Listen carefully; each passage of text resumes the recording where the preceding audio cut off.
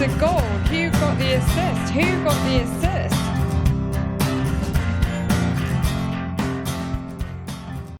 Hello, so our Skeleton Service podcast continues with the third episode of the Sunderland Till I Die watchalongs as part of our lockdown series. I really can't wait until it's FPL again. I'm joined by Nick and Stag, of course. Nick, you alright? Hey mate, yeah, I'm good, thank you. Another week in lockdown. It's my son's second birthday, so we had a party at home. We enjoyed this cake and pizza at least, but yeah, shame we couldn't have the party that we originally organised. Just to say who we are Who Got the Assist? Twitter. It's at WGTA_FPL for Tom, at WGTA_Nick, or at FPL Stag for Anthony. And we're also on Instagram, WGTA.FPL, so make sure to give us a follow on there as well. So what's on the pod this week? Evening lads, good to be back again. Another week in lockdown done here in Belgium. So just like the last few weeks, what we're going to first start off with is a quick news round where we're looking mostly at the stories which regard the return of football, but we'll also, of course, briefly discuss the Newcastle takeover. And then we'll move on to the Sunderland Till I Die watch through, where we're looking at episode 3, Pride, Passion and Loyalty, which is the Charlie Methven episode, which simmers to a boil for the Boxing Day, or Stephen's Day, if you're from Ireland, clash with Bradford City. So it's a pretty interesting episode, lots of talking points. It'll be a good discussion. Yeah, certainly. Let's start off with the news. So as we trundle on through lockdown, I think we're in the thick of it now. It sounds like the peak has gone in the UK, etc., etc. Football terms, the Premier League has committed after a bit of toing and froing. It seemed like there was an Ornstein article last week, I believe, when there was kind of some mounting resistance to the clubs maybe completing the season. The Premier League this week said that they were committed to complete the season, and UEFA also stuck their oar in very helpfully. They urged the finish by the 31st of July to allow their competitions to be done in August. So like some sort of, I don't know, like a mini tournament sort of thing for clubs, you know, like in the Pro Evo tournament mode, which means there's a potential pre-season starting very early on in May, a 13th of June start, which allows 7 weeks to complete the season, which should be fairly comfortable, actually. Most clubs have got 9 to 10 games left, and clubs were protesting they need at least 2 weeks to regain some fitness. But, so, I mean, could we see, once the clubs do start going back to training, I guess that would be football on the horizon, wouldn't it? I mean, we talked about bubbles quite a lot last week. I think we probably said about 8 or 9 times, didn't we, Anthony? But, like, do we think that would mean football is on the horizon then? I think it's all a little bit optimistic, personally. If you just watch the fears and you look at the issues even with holding games indoors, and there's an awful lot of financial issues that haven't been ironed out yet. It all just seems a little bit too close for me. Yeah, I mean, I'd probably still agree with you as well. So we're talking about 20 days from now until the 11th of May. And, you know, we've seen supposedly likes of Italy have always been 2 weeks ahead of us in terms of the sort of the COVID numbers. And they're still, you know, having lots of people going to hospital all the time. I think it's optimistic as well. Without labouring the point, 3 weeks' time, we might still only be doing very phased lockdown removals, and to kind of bring all the footballers back into business with pre-season seems slightly ambitious in my eyes. Yeah, like the thing is that none of us could bet that we would be in our offices on May 11th anywhere near comfortably. So just how we can expect for like the sporting integrity of the Premier League to be in place by the 13th of June with players fit and not, you know, the risk of someone getting sick and it just messing up squads and everything that goes with it. It doesn't add up to me. Yeah, it'd be an interesting spectacle, won't it? If you've got all the players, for example, on the pitch wearing masks. Like, for example, Alphonse Davies, he signed a new contract with Bayern Munich just this week, and he was wearing a mask, and they were wearing a mask, and it got tagged as the mask winger, which I thought was quite funny. And you've got the prospect of, I think it's like 500 people are still going to be involved in some capacity if the game is behind closed doors. So that's still an awful lot of risk to take on, as we spoke about last week. But yeah, it just seems like the way it's going to go is we do the domestic seasons first and do the continental competitions afterwards. And I guess the Scottish League as well, there's been a bit of a development as well this evening, hasn't there, Anthony? Yeah, there has indeed. So like we were saying last week when we were discussing what was happening with the Belgian League, and at the time UEFA were coming out strongly against the Belgian League's decision to just finish up as it was. Now, in the meantime, the Dutch government have taken a decision to ban large public events up until September 1st. In Scotland, they've been looking to end the Premiership season there as well. And now it seems like those leagues, at least those three, are going to get the green light from UEFA to finish up their seasons as they are. Now, UEFA are trying to limit this sort of thing to special cases, but effectively it comes down to if governments are banning public gatherings, then they're just going to allow the leagues to finish up themselves. So a real softening in UEFA's position from where it was a few weeks ago, where every effort had to be made to complete a domestic season. Certainly. Not going to talk about the palaver in Scotland, but if you want to laugh, I'd definitely recommend looking that up. Speaking of a laugh, goal.com, they reported that FC Midtjylland, who Anthony mentioned last week as clubs owned by the guy he'd like to be, they're planning drive-ins for their fans to enjoy the football. So drive up to the stadium and watch it on the big screen. Can't imagine that working in London. And finally this week, the big news that's over everywhere is Newcastle, the takeover, which is, we've all drawn lots on our little Slack for bingo, players and managers being connected. We've already had Poch, we've already had Allegri, but it looks like Steve Bruce is going to be kept in. And it looks like it's basically done in all but name. So quite a slick process there by by Stavely and the Saudi investment fund, which is a bit of an interesting addition to the cast of characters in the owners' gallery. Nick, what do you reckon to this? I think it's probably going to be a bit of a sticky situation, isn't it, going forward? I think it is interesting. Obviously, it's another Middle Eastern country investing into the Premier League. We previously had, obviously, the UAE oil money invested in Manchester City, and it's now Saudi Arabia that have invested in Newcastle United. And it's another country with a very bad sort of human rights track record as well. So I'm not sure really how I would feel if I was a Newcastle fan. If you've previously had Mike Ashley in charge of the club, so you've been used to having a sort of a disreputable figure in charge and running things. Obviously he's very poorly respected for how he treats his Sports Direct employees, for instance, and just the way he's managed the club has, made fans furious for, a good part of 10 years or whatever it's been. So to see, I think if I was a Newcastle United fan, I'd probably be like, I'm not really sure how to make of it all. I guess you'll be happy that it's a good sign. It's a promising sign, obviously, that the club will, start to compete properly in the Premier League potentially with this money that's invested. Though, of course, if you're comparing it to Manchester City were able to invest heavily in the club before sort of FFP rules came into play. So it might be a bit more of a challenge for Newcastle United in terms of how they invest in the playing squad, or they might just flout the rules completely. We don't know. But I think it's definitely interesting to see how this story develops. So I've seen the Newcastle fans that are sticking Saudi Arabian flags into their Twitter bios, and they're kind of just generally saying that anything is better than having Ashley in charge. But I'm not sure you can tally and justify getting rid of a guy who brought in 0-hour contracts and accepting instead a regime that has carried out dozens of executions in a single day in just recent years. I'm not sure that ethically speaking that Newcastle fans should exactly be delighted with this.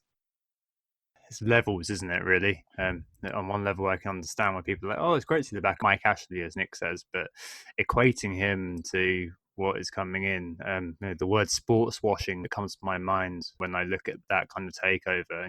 It kind of feels like it's one of those which is a bit troubling if you look below the surface. I'm not going to say any more, but there's a great article, a great cartoon, actually, I should say, by David Squires this week that you really should look up and really should read if you are on the fence about how to feel about this one, because, it's not the best situation, I don't think. But hey. And to add to Tom's David Squires' cartoon recommendation, which is very good, also Miguel Delaney has a very good piece in The Independent, which kind of spells it out in a bit more detail what Squires gets into in his a very black and white comic, just getting at the raw facts of what's going on in that country. So, speaking of the Northeast, let's move on to the episode of Sunderland Till I Die this week, which is Pride, Passion and Loyalty.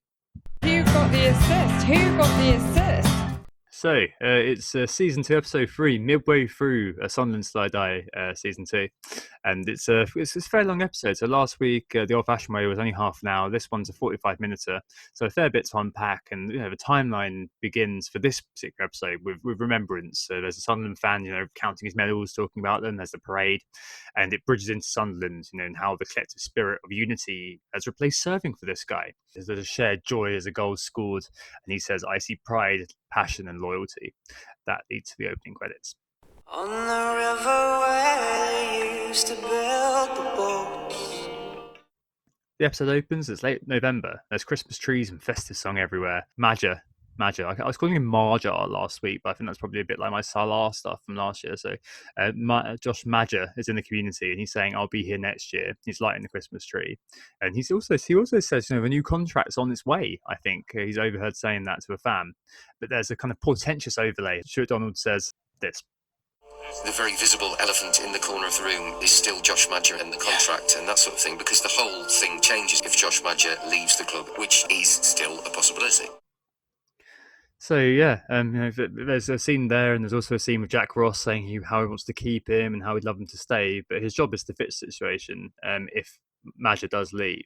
And I guess the question here is, who do we sympathise with more? Is it with the player or is it with the manager? Because if the player's got what we spoke about last week. He's got to really look at bettering himself. But equally, the manager's got a really tough decision and a really tough rebuild on his hands, because Maja did contribute so much to that first half of the season for Sunderland, right? Yeah, I don't think that sympathy for the player and manager are mutually exclusive. I think that, maybe it gets a little bit more difficult when you start to talk about the agent like we were last week, but you can see how Josh Maja just needs to kind of keep the crowd on side. There's absolutely no point turning on them and, giving an answer other than, the contract is on its way and yeah, I'll be here next year. Of course, I love lighting the Christmas lights in Sunderland. And of course, the manager, he's quite pragmatic about it, that he's fears he's leaving, but he needs, his job at the end of the day is to find a solution. And I guess that's kind of foreshadowing for the solution that they try to find down the line with that. But look, Maja, as he notes himself, look, there's noise and tension going on around him, but that's just what happens when big things are happening. So I don't think that you could really judge him for that. Yeah, he says to the people that he just wants to focus on his football and stay in his lane. That's kind of the message he's portraying. And you see it later on when he's trying to say that it's all down to his agent. He's happy, whatever. He just, he's focusing on his football, enjoying his football, playing his football. And when he's, meeting the fans for the Christmas lights, every question he gets is about whether he's going to stay or not. And to be fair to him, even though he's like, yeah, I'll stay. And, essentially he's probably lying. It's kind of a white lie, really, because it's not really the right moment. It's not the right time to kind of be dropping any bombshells with some random fans who are just wanting to, they're all looking for reassurance because this guy has been their best player. He scored 10 plus goals already at this point. So it's I kind of sympathise for him. And obviously for the manager, I think I sympathise probably more for the manager than the player, to be honest, just because, the player has, he's got plenty of decisions he can make. He's in control. It's his situation. He has the decision to make and he can do whatever he wants. The manager is out of his control. If the player leaves, he's going to have to adapt and he's going to struggle without this key player. So it's out of the manager's hands, really. I don't think it's anything to do with Jack Ross at all, whether Josh Maja stays or not. They seem to get on just fine and he's playing very well. So obviously it is working for him at the club with the current regime and the current manager.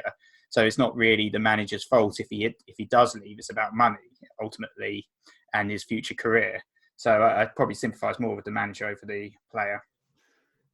Yeah, I think I do sympathise. I do sympathise a lot with Jack Ross. I think he's got to know what he's signing up for. If he's signing for a club like Sunderland, that if you do have a player like that, you're going to hope that you go up and have the staying power to keep a player like that with you. But if you ultimately can't convince a player to stay, and someone like a League One club, for example, comes calling, you can understand why Maja decides to go. At least why his head was turned. And something that's worth noting here is obviously we've watched these episodes a week apart. But for a lot of people, they'd have binged from episode 2 to episode 3.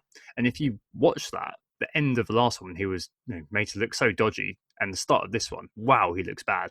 He looks really, really bad because he's basically just lying to the camera. Now he's he looks like he's just lying to the population. But as Nick said, I think he's in a bit of a no-win situation here. He can't exactly say, yeah, actually, I am leaving. Sorry, love, I'm popping off. And equally, he can't kind of say, I'm definitely going to be staying, as he said. It is tough, and it's very difficult with a guy who's got that level of spotlight on him. And I just feel sorry for him, basically, because no matter which way he turned, no matter which way he was, someone's always going to be able to have a pop at him, like we have, I suppose, to some extent. But credit to him, he didn't take the easy option. He went out into the community and he took those questions because he knew no matter what he did, he was going to get them. But he still did the Christmas lights. You know, he wouldn't be the first player in a million years to cancel a public engagement because it was the easier option to do that. And he's a teenager. He's not exactly that experienced in this sort of situation. You saw how freaked out he was by the thought of having to do some public speaking for even a second, just to say, oh, "Hope you enjoy your Christmas, families," or whatever he was going to have to say. Even that was daunting for him. And yeah, I have a lot of sympathy for Maja in this setup. I just wonder, like, if we were Sunderland fans, like how much the emotion would really overtake to some extent. Like, I think it'd be difficult to separate the two, and I think you would be kind of finding that you'd be a lot more harsh on Maja here and think he is a snake. Like, come at me with Declan Rice or Jack Grealish.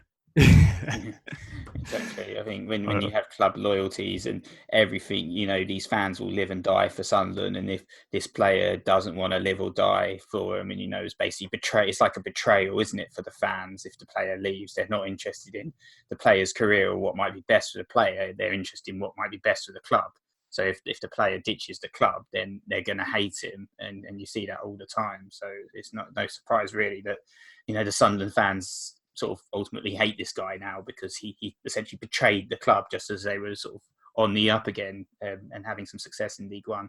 Yep, 15 goals he scored before departing. A few more goals in this episode, of course.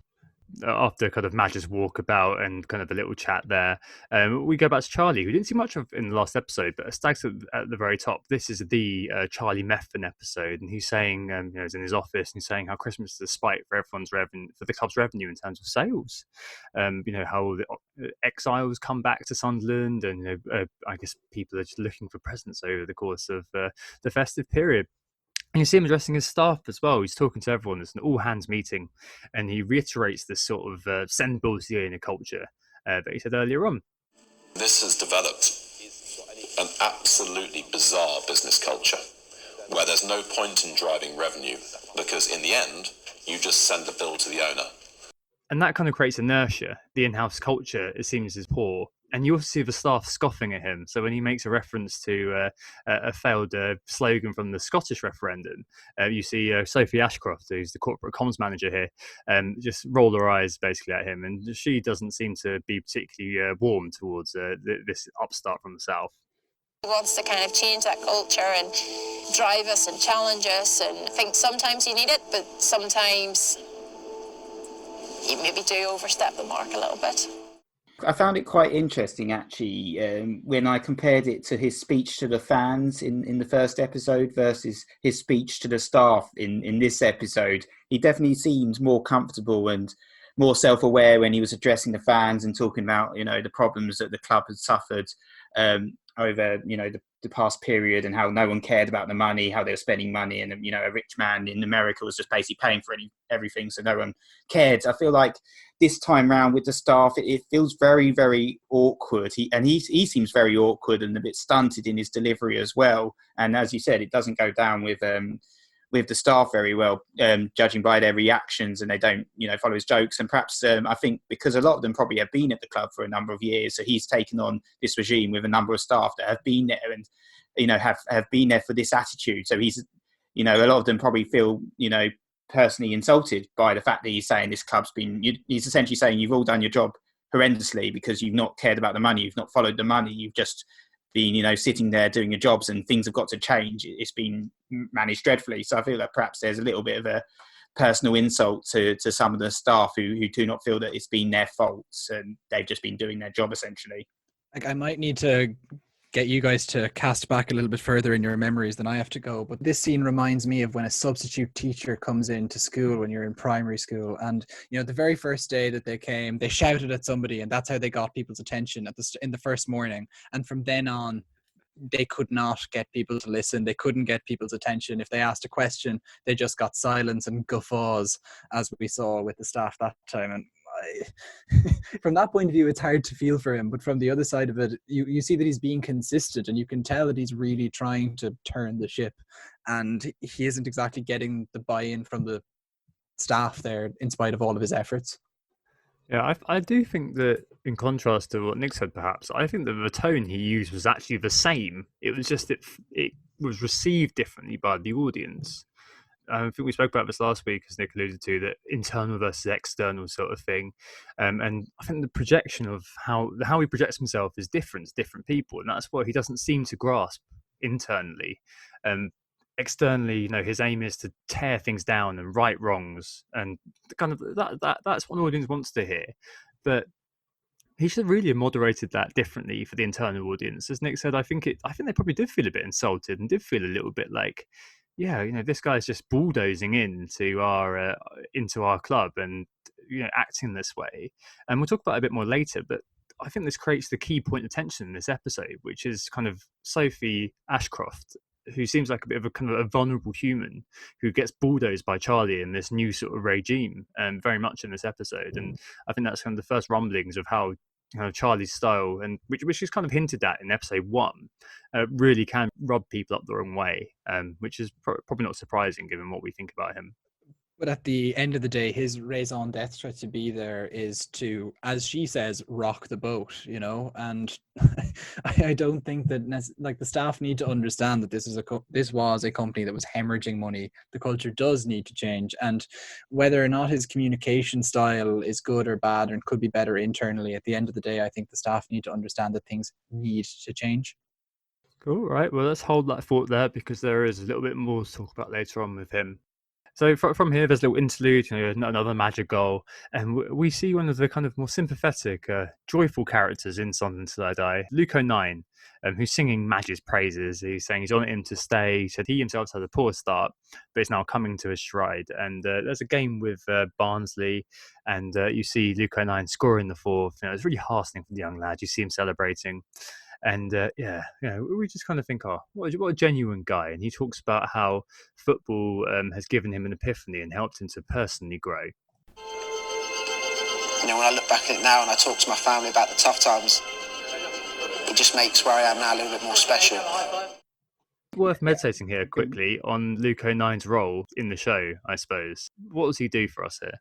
I think that Luke O'Nien, he's definitely a likable character, and it's an interesting comparison, as you say, with the sort of Josh Madger. He's presented as the villain of the club, or the villain of the playing staff, whilst Luke O'Nien, he's kind of the story, and there's a lot of focus on his story. He's talking about Madge telling him to stay every day. He almost seems, like I said in the first episode, he was starstruck by McGeady and Oviedo. He's now starstruck by Madge, and he seems to absolutely love the guy. He talks about wanting to play in the Premier League as well, so he's got these sort of aspirations of the future, perhaps being the next 4 million or 4.5 million for us FPL heads. Maybe some point in the future, I don't know, the next John Lundstrom, but. I do like him. I think he's definitely, in terms of the sort of the characters that are within the show, he's one of the more likable people that we're introduced to. He's obviously he's a footballer, but he's a very likable footballer. He's come from the bottoms of his career. He talks about in the other episodes, and now is genuinely happy where he is and where he's playing, and absolutely loves Sunderland and wants to impress the managers, the owners, and the fans. For me, what Luke O'Nien represents is everything that Charlie and Stuart Donald are trying to create in the club. So he's somebody who, as he talks about himself, as he's had a tough time in football and he's struggled with the emotion of it previously, but every decision that he's making from now is to play in the Premier League. And at this point, things are going well. He's smiling, he's enjoying everything. Looks like he's on that track. And I guess then as things develop, he represents everything of the struggle, because you can see how if he loses Madge, he's going to lose a crutch on the pitch for himself, which maybe even symbolises where the club are kind of going when it comes to Maja and his importance. Sure, yeah. I think you're probably along the right tracks with O'Nien. It's very similar to me. I just think in this episode particularly, he is the light relief. He takes us out of the office, because a lot of this episode, if you take out a lot of the on-the-field stuff, is basically just guys in offices talking about what's going on with Sunderland, I think. Very sympathetic and earnest, unassuming, happy clappy. He says, if I only get 5 minutes on the weekend, I can do the best I can. What's great about him is there's no real shades of grey, right? He's a bit like a Disney prince, that you root for him no matter what, but it doesn't seem to be very much to him at the same time, which is nice. I mean, that's kind of what you need to break up the monotony of perceived monotonies, perhaps, of all the corporate stuff. It's a bit like kind of watching Suits and then having a bit outside with the janitors having a laugh with the mop bucket. And with that, we go back to the office. Tony Davison, the chief commercial officer, he's talking to Charlie about how Christmas is a huge spike for them on the chart. And he's talking about attendance. And Charlie, using a bit of business speak, the SLO, is a senior liaison officer, says this. We need to do some marketing around, be part of League One's biggest ever crowd. Bigger than Leeds, because of Leeds Bradford. Good point, Tony. So yeah, marketing for the biggest ever crowd around League One, trying to beat Leeds and Bradford's record, as Tony suggests. Not a bad idea, huh? And I think this is a good example of him acting out, setting those aggressive targets, and what good looks like. So I think that kind of collaboration worked quite well with Tony there, and I think that was quite a nice, kind of easily digestible target to set. So probably the good of Charlie comes through there, despite the rest of his actions, perhaps in this episode, casting him in a different light. Yeah, I think it's very interesting that, and you see this later on in the episode, just because of the amount of focus put on it, that this is very much Charlie's brainchild. He came up with the idea himself. He's completely owning it as the idea, and you kind of see that in his frustrations and Stuart's frustrations later on in the episode. That it seems like they're the one that they're doing all the hard work, they're driving all the ideas, all the plans, all the presentations, etc. And none of the actual staff who are supposed to be paid to do this job are doing the same as those guys who are having to do all the hard work. And that kind of, I guess, brings us along with where the narrative from there goes, where, Charlie talks about how we, the club, have got the oil tanker going in the right direction. But I think you can kind of see that it is, it's Charlie himself that he sees that this 40,000 is going to show that their oil tanker is going in the right direction. And that's juxtaposed with our friend Sophie Ashcroft again. And she's talking about how Charlie doesn't understand the word no, and how she really doesn't think that this 40,000 benchmark that he's set is possible. We might get 38, 39, maybe 40,000. Nah, not a cat in hell's chance. No way. I guess really shows you the challenge that Methven has in turning this oil tanker. Yeah, exactly. A few scenes later as well, we have this sort of crunch meeting, don't we? It's 2 weeks later, it's close to Christmas, and he's basically dressing his team down. He says this. And too many times in recent weeks I've come in and I've said to Tone, where are the ideas? And he's gone, I don't know. It's your jobs to come up with these ideas, okay? And there's this kind of a stark comment as well at the end. Basically, he just, after all of the kind of the carrot of being part of things, turning things around, it's your job to do this. He basically just threatens that he's going to start firing people. It'll be here, and then the cost cutting will accelerate and more people lose their jobs. But I guess this is a good kind of time to go really into him, because you've got Sophie talking about redundancies. She's got a young baby, she's worried, the staff are all feeling worried. Louise Wanless says that he's like a Tasmanian devil with his management style, dumps it all on us. But he basically says, we can't afford any passengers, we're losing a lot of money. And it, I don't know, it just seems like an interesting way to handle the situation, to keep bashing them. It kind of feels like he was bashing them a few weeks ago before they started this initiative, but 2 weeks later he's still using the same message and still using the same tactic. If he feels like he's got to keep doing it and he's still not getting the ideas that he's asking for, you've got to wonder, could he have handled it differently? I mean, would you guys have handled this differently? Like, even from the word go in that, let's catch up before you slink off home. It gave off the wrong impression about, he doesn't see these people as even working hard enough. The fact that he just says slink. I know it's a choice of words, but I thought it said so much about kind of how he felt towards them, especially as that meeting kind of developed from there. It's very much talking at them. He doesn't want any passengers. The club is losing too much money. But you can understand it at the same time, because you can see that there is a lack of ideas there. Yeah, there's certainly a lot of antagonism in the room, and it's just another standoff similar to the meeting when he was doing his presentation earlier on in the episode. It is certainly uncomfortable, but it seems that Charlie's, he's approaching in this way because he wants to push people as hard as possible. As he said, if there's a few tears, then tough. He doesn't care if these people are getting upset. They're his staff. They're getting paid as far as he's concerned. And he's got to deliver, he's got a massive job on his hands. He's got to change the whole company and club culture. So as far as he views it, this is a marketing enterprise. They need to work as hard as possible to get this delivered. And he set a very ambitious target. He's come up with the target. And if there are redundancies, if people aren't up to the job, then they'll go. And that's his approach. He, as I said, a lot of CEOs and stuff have been very successful because of their lack of empathy and lack of human emotion. And you see that certainly with Charlie to a certain extent. He does lack empathy with his staff. He's not there to be their friends. He's there to get them to work for him. So that's just his approach. And you see it a lot in business, to be honest. So it's just kind of typical behaviour. Certainly, I think maybe there's a good contrast with Martin Bain last year, and the nicely approach that he was perhaps orchestrating is completely contrasted with how Charlie does things. As Nick said, he said, if you put pressure on people in marketing, you begin to see what they're made of. And this sort of message that he's getting, this sort of impression that he's got, he also appears to be reflecting to Stuart Donald, who we see for the first time in the episode 25 minutes in. He reiterates the line from Charlie that, this is just typical Sunderland. And, people just, as he says, just having meetings and meetings about doing nothing in particular. This is typical Sunderland. 3 people get together, the 3 of them have a meeting for however long, and come out of the meeting having agreed nothing. Have another meeting.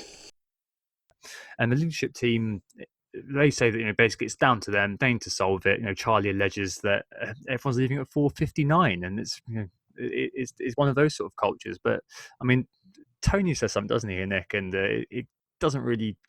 The defence does not really come across very well, does it?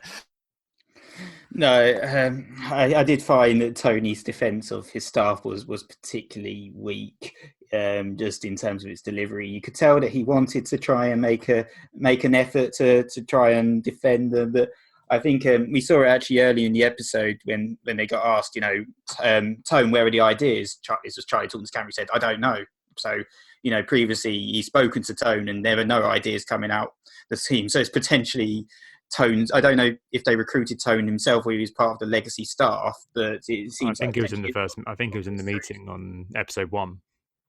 Was he? Yeah, because it almost feels like he's essentially trying to defend the staff, but he's not really putting too much effort into it. It's almost like just paying a little bit of lip service. Well, I'm here to defend the staff, but ultimately, you can tell from Stuart and Charlie's, behaviours and mannerisms and what they're saying is that, as Stuart says, it's a culture. The Crossroads, come with us or don't. They're looking at these staff. They want to get rid of them as quickly as possible. And Tony's not going to mount too much of a defence if that's going to happen. That's pretty clear from that conversation. Like at the end of the day, aside from growing revenue, though, this management team are looking to cut costs and they are trying to get rid of staff members who aren't coming along with them. And so if this kind of stretch goal for this seemingly large sale of 40k tickets for that Boxing Day game is the sort of task that is going to bring revenue, would be also going to let them streamline for going forward. I think it totally makes sense. And whether you really dig into his, look, Charlie's communication style is difficult, but there comes a point where the staff need to kind of pull up their socks and see just the way things are going, and they need to be able to adapt to that. And if they're not able to adapt to it, it's probably not the place for them anymore. Yeah, certainly. And I think, meetings of meetings and so on and so forth. I think we've all worked in places like that. So, it kind of does, it can happen, especially if things are a little bit, what's the word I'm looking for? A little bit staid. And I guess that they're trying this kind of shock therapy, and we'll see, I guess, later on if it does actually work. But back to the pitch, Stuart Donald celebrates as Madger scores again, and the co-commentator says, they should give Madger what he wants. This is quickly dispelled. This morning, from our sources, we were told that Josh Madger, whose contract is up at the end of the season at Sunderland, will not be signing the contract extension. What's quite interesting there about how they flick to Josh Madger is that it really ties in with what Stuart Donald had been talking about, is how the club is at a crossroads, and that where you have some staff that don't want to come with you, you need to get rid of them because they'll ruin all the others, is what Stuart said. And then we have the contract rebel, Josh Madger, who is effectively carrying the club along, and that they want to hold on to if they can at all possible do so. I just think it's an interesting kind of ploy by the directors there to give us an idea of the difference between the value placed on playing staff and the non-playing staff, and maybe their influence on the club, and how no matter what Madger does, if he's delivering, it doesn't matter. Whereas for the other staff, if their humour isn't good, maybe they're more at risk. Do you mean there's one rule for the players and another rule for the kind of the office staff. I'm getting at that. I'm trying to simultaneously make that point, but also the fact that, like, just as a director's ploy, it's just like you're talking about staff won't come with you, and yet at the same time, then you've got Maja who won't come with them as well. Well, I feel like that's almost the theme of the episode, isn't it? Disruptive staff, both non-playing and playing. And to be honest, I feel like almost I disagree with you almost. And I feel like with Stuart, he's created one rule for both, and he should have two separate rules. He should be treating the footballers, if they're disruptive, he should be, still doing everything he can to keep them and keep them playing for the squad. But obviously, they get rid of him when they could have kept him on until the end of the summer. But, when Stuart's talking about the disruptions and the disruptive players and disruptive people and how you've got to get rid of them, he's talking about Maja there as well, when perhaps he should be thinking, actually, Maja may be disruptive, but I should be, I have to deal with this guy and keep him, because he may be disruptive, he may be causing problems, but it's obviously not impacting what's happening on the pitch because they're winning and he's scoring. So clearly not that disruptive. I mean, they did let him go, don't they, for a nominal fee in the end. Spoilers for next week. But I think there's definitely something in what you were saying there, Nick, and that him staying for another 6 months and leaving on the free is probably, if he was to score the goals to get them up, a lot better than the chain of events that we're going to see unfold before us involving a man on fire. So yeah, I think maybe there was a footballing decision and versus a business decision, and where it made sense from a business perspective, and you deal with him and just saying that if a player doesn't want to play for me, he's on his bike. But in this particular instance, in this scenario where you've got a club that really needed that one guy who's been scoring the goals, with him going, it definitely does set up a bit of an issue for them. Yeah, it kind of, I wasn't trying to get at that yeah, I would agree with that Stuart should have had two different things, but it goes back to that, Ronaldo's final season at Man United, isn't the legendary thing is that they have a negotiation with Ferguson and agree to do one final year just, for the boss. And there is kind of that pragmatism you need to bring, especially to football staff, that, as you say, Nick, Stuart Arnold possibly doesn't here, and maybe brings a dogma about bad influences and takes it too far. Yeah, I mean, he says that in the car, doesn't he? That it's just a judgment call whether they cut loose. And after Christmas Day interlude, we're there. We're at that big Boxing Day versus Bradford, where they're aiming for the record crowd. Charlie's having a pint outside, so it's going to be very close whether they can get there. And a bit later on, he's meeting the fans, who was kind of quite happy. And he says, in the end, it's all about having the right staff. That ultimately, there's some people who will have to move on. And the camera lingers just a little bit too long on Sophie Ashcroft, just a split second. But sadly, I knew it was coming then I saw that. But yeah, the stadium's full.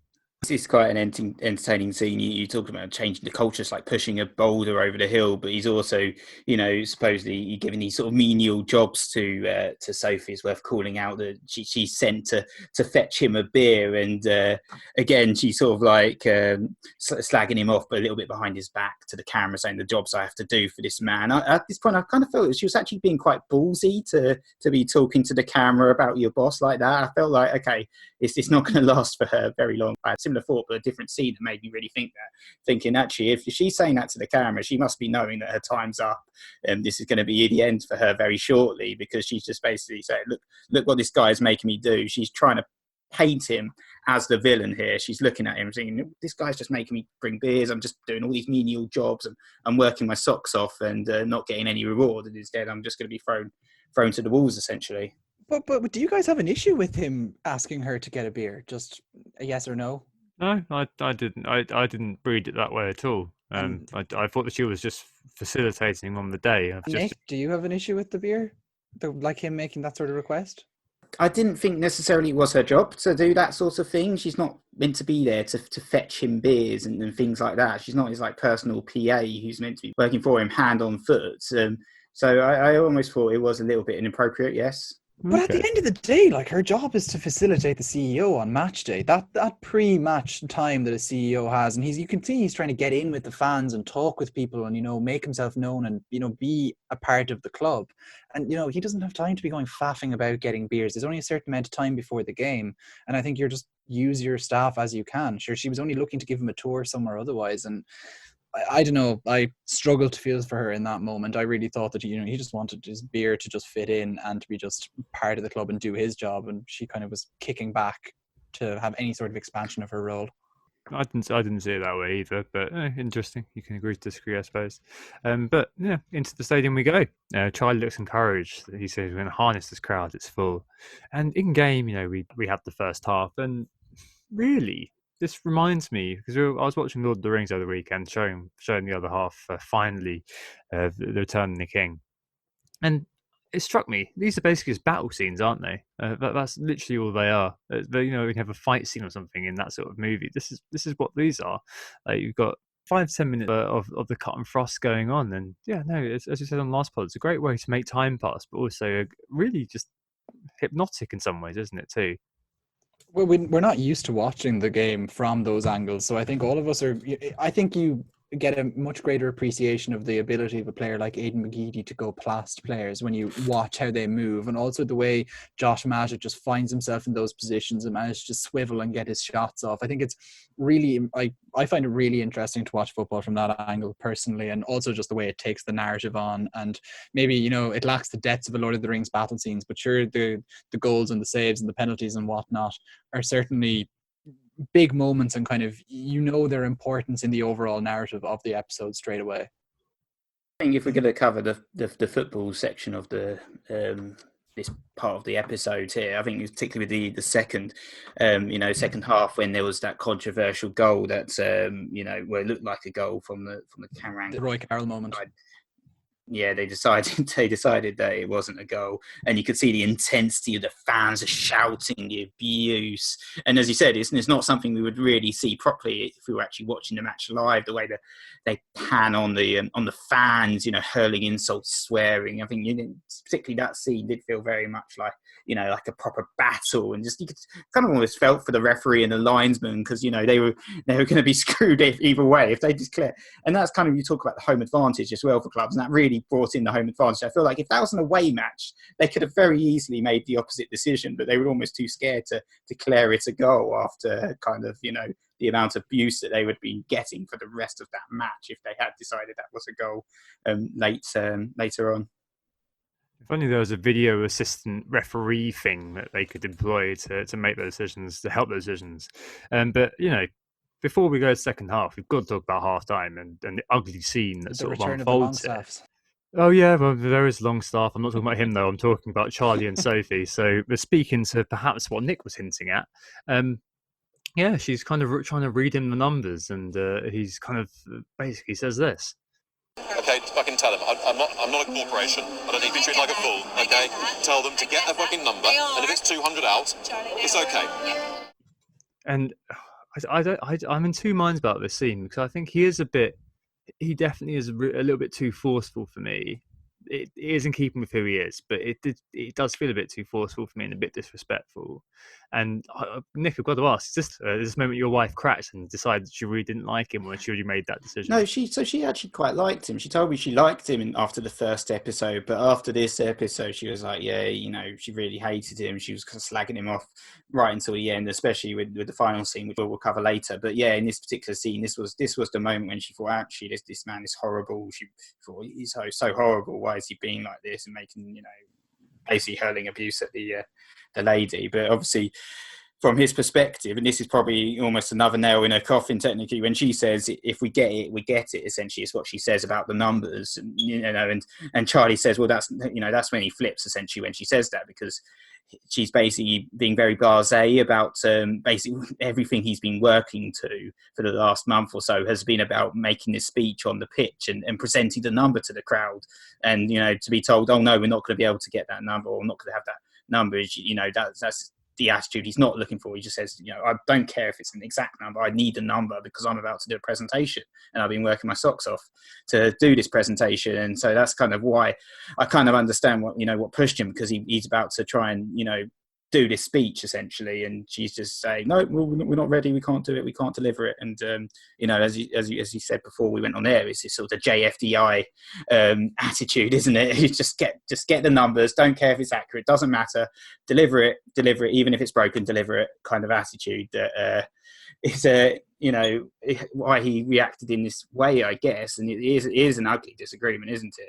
And it's unattractive, and it's horrible to watch. But I guess he's it again boils down to that point I said earlier about he's not here to make friends. He's here to deliver results, and this is the result he wants to deliver to all the people that he brought to the game. Okay, they've been working towards this for well over a month, as you alluded to there, Nick. And she's obviously seeing him all the time. And she initially thought that his, 38, 39,000 might be possible, but 40,000, not a cat in hell's chance. And then she comes over in attendance figures. And sure enough, she doesn't have them, and she knows exactly what he's looking for. She even seems to recognize that, her one job really in this day is to deliver these halftime figures to him. And she doesn't have them. And then, of course, as you say, that if we get it, we get it kind of thing. And it's just no, that isn't good enough. You need the numbers. And I think she recognizes that at the same time. And that's what's so frustrating about that scene to me, is that she does seem to understand that these numbers are the key thing for Charlie, that he delivers it on the pitch. They announce their record crowd. It doesn't, as you say, the accuracy of it doesn't really matter. And you're corroborating the home numbers, what they're doing. It's like we're doing the statistics for an attack on some tunnel in World of Warcraft or something. It's like, just give us the bloody numbers, And so again, I actually I'm with Charlie on this one, that she doesn't get the big picture. Obviously, it's distasteful how he goes about it, and the communication could be better, but that's a constant theme with Charlie. I think you often find at work that you'll have people who are details people and people who are big picture people. And you'll find that often the details people and the big picture people can rub off badly on one another, just because you have scenes like this, where in the scenario Nick's described in the scene we've just seen, if you're a big picture person like me, you're kind of saying, well, as long as it's kind of the story is broadly correct, I'm not really too bothered whether it's 0.1, 0.2% off. Whereas you have somebody else who'd be up, checking the data all night for the presentation, running through everything to make sure it's all bang on. Whereas I'll be more kind of okay, as long as it all kind of hangs together, all the data is correct as far as we know, I'm not going to be kind of quibbling over 0.1, 0.2% or something like that, some little difference in things. And it's interesting how people see things differently in the workplace, or how people kind of there's I guess it's like satisficing versus min-max. If you're maximizing, you want everything to be perfect, whereas if you're satisfied, you're kind of more yeah, that'll do sort of thing. And I think in this case you definitely see that kind of writ large with the two people, because the Stag says I think that it's perfectly obvious what he wants, and she has been faffing around a little bit, whereas obviously it doesn't really. I don't know if he's hurling abuse at her. That's what you said, Nick. I don't think he quite does that. I think it's not what he says, but how he says it, which is probably the best way of describing that. Which probably in kind of the cold light of my watching it on my sofa, that's a bit awkward. But in the moment, I can understand in context why he would have been a little bit frustrated. What I presume we don't see as well is the communication that leads up to that, where he's looking for the number, and he's probably emphasized that this number is important. She obviously, she comes to him first saying the words attendance figures. She knew that they were important. It's a frustrating watch.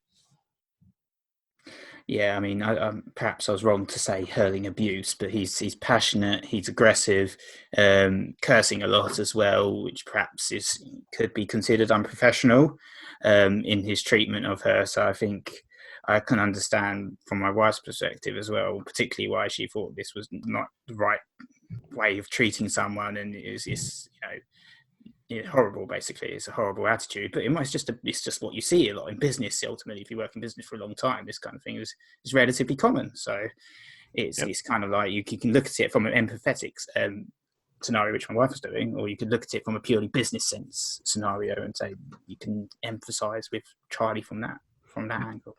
Oh, certainly. Well, hold that thought, because we reached the end of the episode. It's a narrow 1-0 win for Sunderland. The fan day's a huge success. And we have a kind of a voiceover from Stuart to see us out. And what he says is, what matters is our team spirit, not ruining what we're trying to build. We all need to be together no matter what.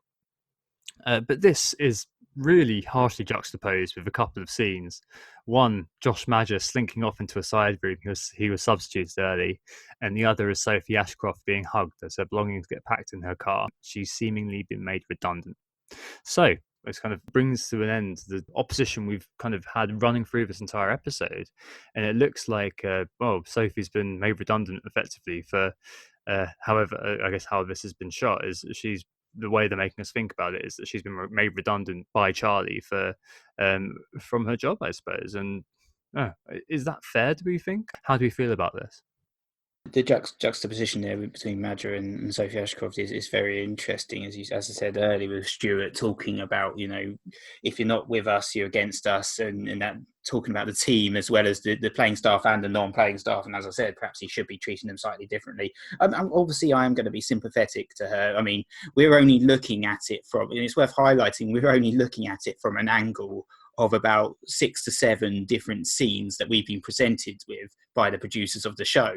So we don't know the full picture here. We can't really say, oh, she deserved to be fired, they deserve to get rid of her because she was, had a poor attitude, etc. Or she was bad at her job, or they're really harsh to get rid of her, because this is, as I said, I can't really give a verdict on whether it was right or not. But ultimately, we know that they were looking to cut costs within this organisation. The club was hemorrhaging money. This marketing department probably had too many people in it in the first place, so it might not have just been a personal clash. It was probably fundamentally a business decision that this team was flushed with resource and had too many people. They weren't adding value to money for the company either, because as we saw, even Charlie was coming up with the ideas. None of them came up with this idea. None of them drove this idea. None of them ran with it. It was all him doing all the hard work, trying to push it forward, and it was a successful idea ultimately, with very successful, with the 46,000 plus attendance records. But that was all Charlie's hard work, wasn't it? Let's be honest. We could see that he drove the entire initiative, and it didn't come from the staff. So in that sense, you kind of understand why they came to the decision that they came to the decision. But again, on the other side, you have to sympathise for the lady because she's lost a job. It's a horrible situation to be in, and you could say it's pretty unfair as well, potentially. I mean, she obviously was working very, very hard, and she was clearly the go-to person on the day, running things within the team. So it's almost like she did come across like a bit of a fool guy, when there's probably other people that might have been worse off, doing her job more poorly than her. So she kind of was a bit of a fool guy, I guess. Now, certainly how it's presented in the episode, I feel. At the end of the day, and I think, Nick, you've captured an awful lot of this, it's a club that is hemorrhaging money. They've been very clear that they have already made waves of redundancies, and they've made it quite clear that they may need to do it again if they can't drive the revenue that they need to drive. Charlie is quite clear that he expects them to come up with the ideas to drive what he sees at the time as a stretch goal of 40,000 ticket sales. Sophie, and we don't know if she represents more than just her views really, and when she says that not a cat in hell's chance that they're going to beat 40,000 seats, she seems to be dragging her heels in this. And so like how they're running the business seems fair. In that sense, maybe the communication could be better, as we've said a million times, but at the same time, you have to feel sympathy for Sophie, who's gone through the traumatic experience of losing her job here. And we don't know if other people have lost their jobs here, but she was the one who was just happy to do the camera stuff and has ultimately ended up being the focus of this for all of us who watched it.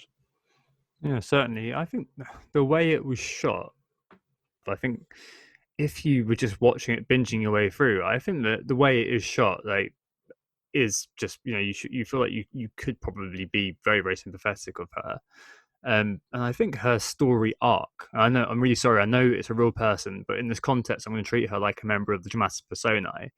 It's a really interesting story arc because she's a young mother with heart, and you could, as Anthony's just said, you definitely have to feel sympathy for her as a person, but from a kind of a business / management consultant perspective, you can perhaps also see why that decision's been made. Like, obviously, there could have been loads and loads of footage that they didn't use, and lots of different things, and they've chosen the order, what scenes to put in, how to edit it, how to put the story together. But how they presented it was that she was a naysayer. She wasn't on board with the new business ideals or direction. And maybe she was kind of the epitome, the embodiment of the old regime sort of sluggishness, the sort of, send the check to the owner. That's kind of who she was. And as Anthony's reminded us, she did say that there wasn't a cat in hell's chance of that 40k target, which was absolutely smashed. So, there is obviously the personal sympathy that a young mum has just lost her job. But from the business perspective, which is harsher, not particularly empathetic, perhaps it is the right thing to do for the business. There's loads of other factors, of course, that Nick's alluded to that we don't know. But even though the sympathy that in the way the episode's shot, I think the sympathy would lie with Sophie. I think when you take a step back and think about it a little bit, you can kind of see the business's case, if it's not Charlie's case, the business's case for her not for her being let go, right? One thing that's quite interesting is that after this has been this whole series was published, one of the producers of Sunderland Till I Die was interviewed and asked about whether Sophie's sacking was a result of the falling out between her and Charlie, and that producer even asked, like, did they have a falling out? Kind of getting at the idea that, to quote him, look, I think that Stuart and Charlie came in with a remit to make changes, drastic changes across the board. Certain people bought into that vision and certain people maybe didn't. They weren't making baby step changes, let's put it that way. And I think either you got on board or you moved on. And there are probably a lot of people who are similar in that respect. Yeah, so basically the way they shot it was basically fateful. That's basically a long-winded way of saying yes. So there you go. No, very interesting. I'm glad to hear that we're along the right lines. I also did a quick Google search to see what she'd been up to, and apparently she started a role in March 2019 and left her role of corporate communication manager at the same time. So looks like perhaps it wasn't even potentially a redundancy. She already had a new job lined up, which is perhaps why she was being so critical on the camera, because she knew she was leaving and had a new job lined up. So apparently she's now working as the head of marketing and communications at the Foundation of Light, Sunderland AFC's new charity, according to an article on HITC. So, perhaps everything worked out for her in the end. That wasn't as negative as it was portrayed in the documentary. Oh, it's interesting that you can slag off your boss who still ultimately owns the whole thing and get a job still in the same organisation. What do you know? Maybe we should take some notes about that, and Nick Anthony, and maybe let's not do that. But yeah, interesting.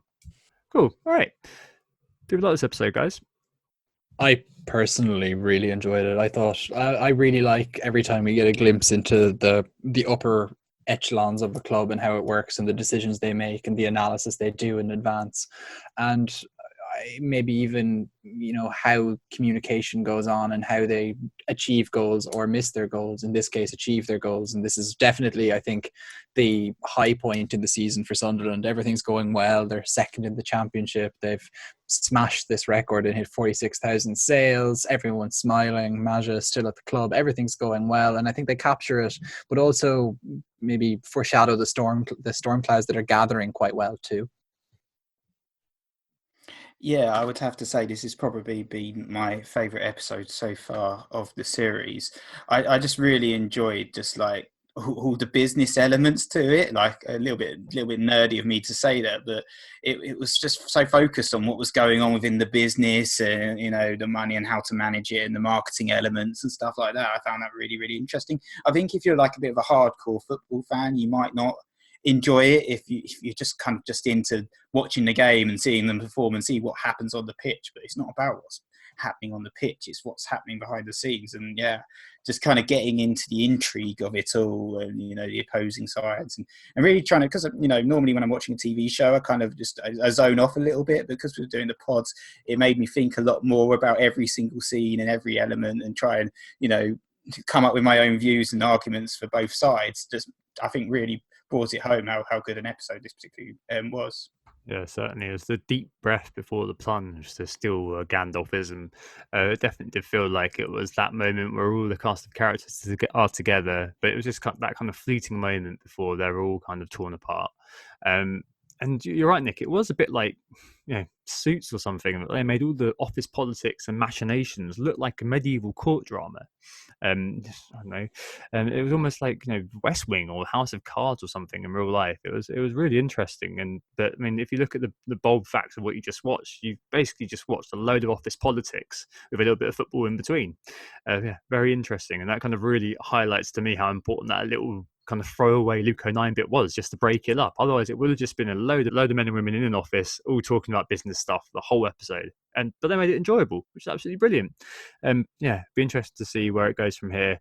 The next episode is playing poker, and there's a absolutely fantastic moment in that, and I really can't wait to do this for that episode. But in the meantime, I think that's basically it for this one. just to say we are, of course, Who Got the Assist. You'll find our Twitter at WGTA_FPL. You'll find Nick at WGTA_Nick. And you'll find me, FPL Stag, at FPL Stag. We're also on Instagram now at WGTA.FPL. Yep, and we'll be back next week to talk about season 2, episode 4, playing poker. So yeah, haven't watched it yet. Tom and Stag have, so I'm very much looking forward to seeing what happens after, particularly that scene you just alluded to, Tom. Yeah, absolute golden moment. I think that is probably the moment in Sunderland Till I Die, that one.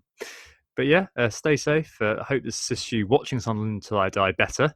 And dear God, I can't wait until FPL's back. But in the meantime, speak to you next week to talk about Sunderland Till I Die once more. See you then. Bye. Oh, it's a goal. Who got the assist? Who got the assist?